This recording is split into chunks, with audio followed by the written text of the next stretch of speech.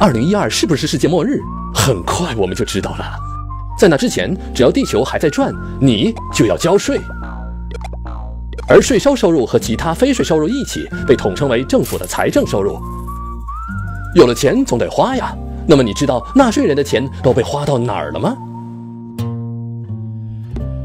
我要盖楼，我要修路，我要买车，我要小蜜，我都要。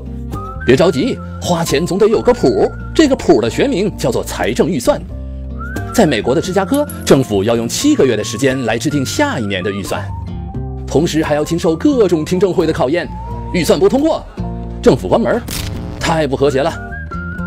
芝加哥政府每年公开的财政预算有近600页之多，任何人都可以通过网络、媒体、书面材料查到。在中国，我们也要花个半年左右的时间来制定本年度的预算，并且预算材料一般不超过20页，而且是一定会通过的。在许多国家，政府的财政支出可以很直观地看到，并且每一个纳税人每年都会收到一份税务部门的清单，详细记录着纳税人所交税款的用途和金额，精确到小数点后2位，多贴心的服务啊！可是，在我们这里，纳税人和纳税人的钱在2个次元里，所以如果你也在家坐等税单送上门的话，该吃药了，亲。2010年，我国财政支出将近9万亿元，其中中央政府财政支出约为1.6万亿，分为25项。不过，这其中最为虐心的是第26项3公支出，也就是传说中的公款吃喝、公车消费、公款出国。2011年，中央政府98个部门中的95个相继公布了上年的3公支出数据，总额为94.7亿元。其中支出最高的国税总局是最后一位国家信访局的2214倍，而中国红十字会的公务接待支出只有15万元，一顿饭1万块只够吃2周的呀，那剩下的50周吃什么呢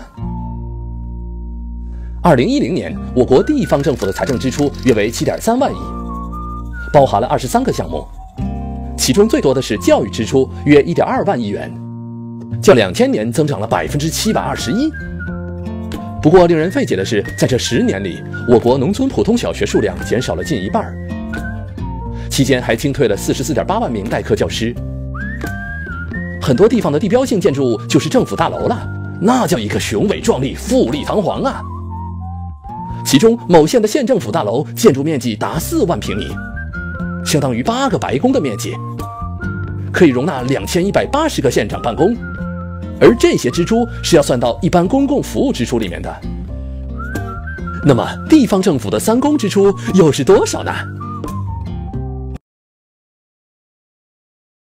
据统计，2004年我国的公务消费高达12000多亿元，而其他年份的数据一直是个谜。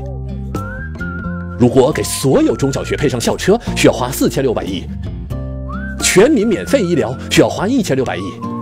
要是把钱都花在这上面，该有多好啊！又该吃药了，亲。年末是打折季，是圣诞季，也是突击花钱季。假设一个单位去年的预算是100万元，但是今年只花了80万，那么年底节约下来的20万就要全额上缴，并且第2年的预算会被缩减到80万。所以每年年底都要完成突击花钱的重要任务。至于怎么花嘛，不好意思，保密。好消息是，预算法修正案已经通过国务院批准，将交由全国人大进行审议。等一会儿，在财政支出里面有一项其他支出，高达2700亿元。这个其他支出是个神马呢？就不告诉你，就不告诉你，就不告诉你。我头上有指甲，我身后有